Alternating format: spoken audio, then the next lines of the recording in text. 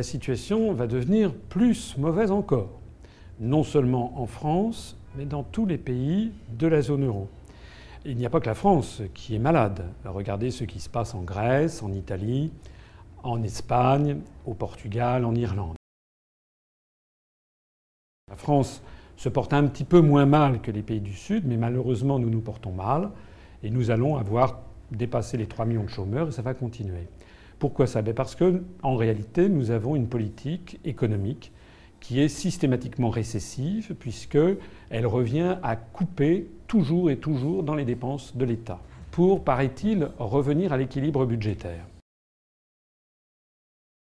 Souvent les gens se disent puisque les États sont en déficit, il suffit de diminuer les dépenses de l'État pour revenir à l'équilibre. Et du fait de l'euro, les dirigeants européistes, la Commission européenne ou les dirigeants allemands ou néerlandais, par exemple, qui poussent à la rigueur dans les pays du Sud, poussent en fait tous ces pays à adopter des politiques récessives. Le problème, c'est que l'on a volé au peuple français tous les pouvoirs les plus importants. En matière économique, monétaire, budgétaire, fiscale, diplomatique, militaire, tout a été transféré à d'autres. La Commission européenne à Bruxelles. D'autre part, la Banque centrale européenne à Francfort qui gère la monnaie, l'euro, et qui donc pousse justement à ces politiques récessives. Et puis enfin, l'OTAN et le Fonds monétaire international qui sont à Washington et qui eux aussi imposent une politique, que ce soit en matière financière ou en matière diplomatique et militaire.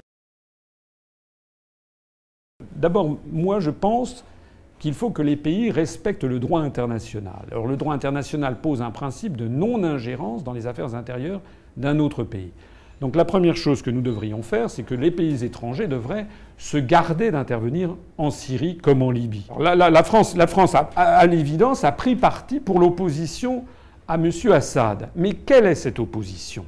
Puisqu'il y a différentes oppositions, si l'on comprend bien, et il semble quand même que l'opposition en question soit très largement soutenue, financée, même armée par des pays de l'Arabie saoudite, le Qatar et puis les pays de l'OTAN, notamment les États-Unis d'Amérique. Donc on n'est plus exactement dans un climat de guerre civile, on est quand même plutôt dans une agression venue de l'extérieur contre un régime qui est un régime souverain. Je pense que le gouvernement français est de parti pris. Je pense qu'il ne recherche pas honnêtement et sincèrement une solution. Je pense qu'il est de parti pris. Il n'y a eu aucun changement diplomatique. Parce que, toujours la même raison que j'évoquais tout à l'heure, nous appartenons à l'OTAN et à l'Union européenne. Et donc tout est déjà décidé ailleurs. Donc normalement, un nouveau gouvernement aurait dû remettre tout sur la table en disant on va réexaminer le dossier. Pas du tout. M. Fabius, le ministre des Affaires étrangères, a dit exactement comme son prédécesseur, il faut que Hafez el-Assad s'en aille, il faut qu'il s'en aille. L'Union européenne aggrave nos problèmes, elle ne les résout pas du tout. Chaque année, la France donne 21 milliards d'euros à l'Union européenne et l'Union européenne lui en rétrocède 14 milliards.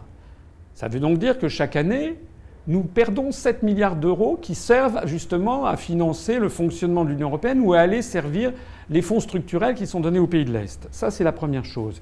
Deuxièmement, si nous sommes sortis de l'euro, nous pourrons avoir de nouveau une politique monétaire. Nous pourrons gérer nos propres taux d'intérêt, notre taux de change, ce que nous ne pouvons pas actuellement. Troisièmement, les gens pensent que l'Union européenne nous rend plus forts. Mais en quoi? Il n'y a pas d'exemple de coopération industrielle qui ait marché avec l'Union européenne. Il y a aussi une crise morale avec la construction européenne, c'est que les peuples comprennent que désormais le processus ne leur appartient plus.